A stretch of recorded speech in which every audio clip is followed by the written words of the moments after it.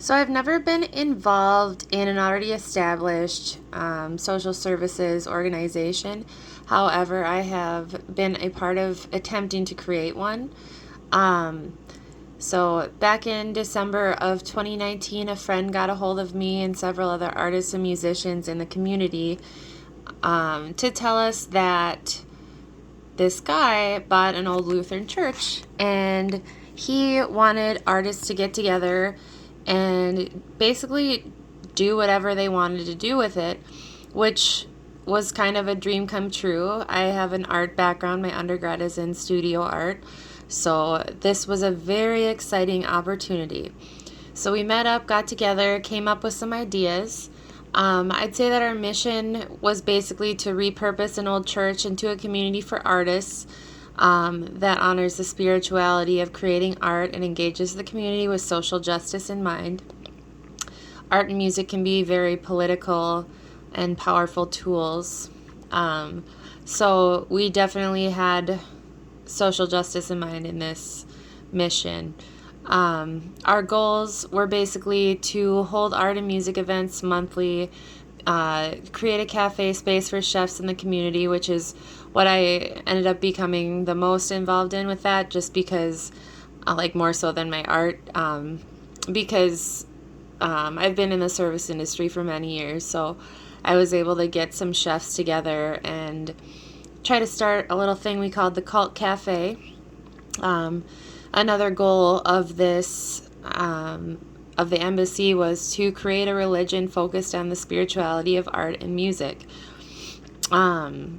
The objectives were basically to create events that would generate money, to reach out to the community, reach out to artists about renting creator spaces that we could generate money with, and then getting the kitchen up to code so that we could use it commercially. I'm really sorry for how crinkly this paper is. My 3-year-old got a hold of this. Risks to the goal achievement. Basically, it was an inability to generate money for the vision during a global pandemic. So we were able to have basically the week before the shutdown in March of 2020, we had a huge event at the church. It was a bazaar. We had a bunch of local artists who had booths and were selling their arts and crafts. We had the cafe selling tacos and other fun foods. And we had music and light shows in the sanctuary, which was amazing. And the community seemed to really love it. A lot of people came for the event, and it just felt really good to be doing what we were doing. It was like we put in a lot of hard work, and yeah, but then a week later, COVID shut down everything. So we got a glimpse into what it could be.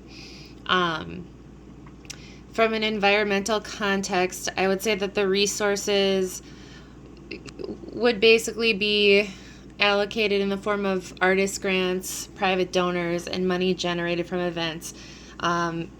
Resources would also be just having as many artists involved as possible.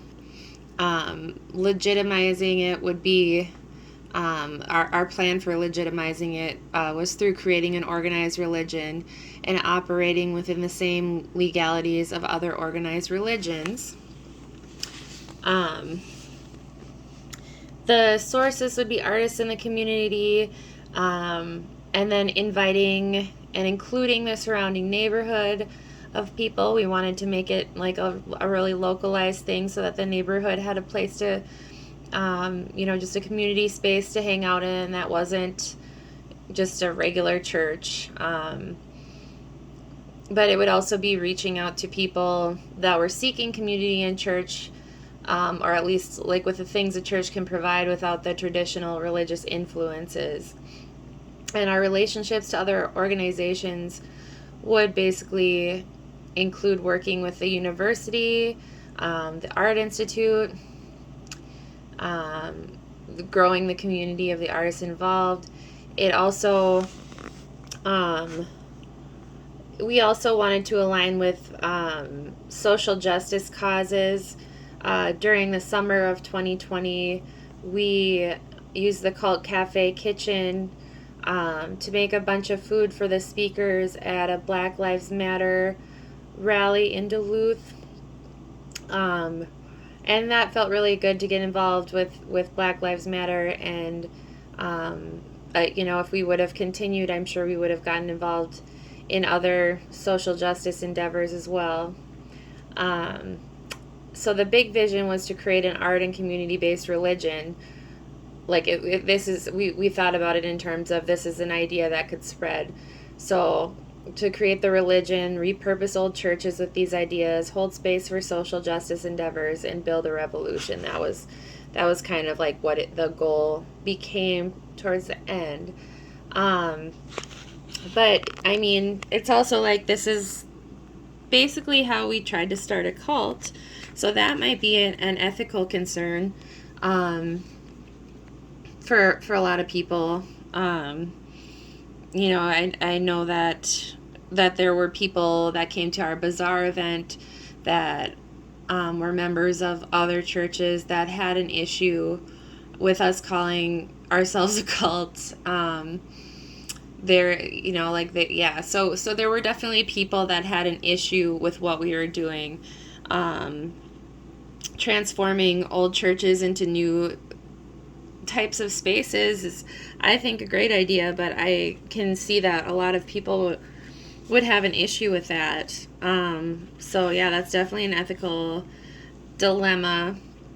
But I think in terms of the impact on the community, it would be very good for the community. We even talked about having educational opportunities for kids in the community, like to learn about art. Because arts funding is always being cut in schools and in universities. The art program that I was in at UMD no longer exists. So this is something that kind of combats the lack of funding of the arts in education. So we definitely had that in mind as well. And yeah, like environmental factors, obviously that impeded our ability to do this. Were out of our control. It was a global pandemic. So right when we were just getting our footing, we got completely shut down. That isn't to say that, this could possibly happen again. I just don't know how many more times in my life somebody's going to say, hey, this guy bought a church and wants artists to do whatever they want to do with it.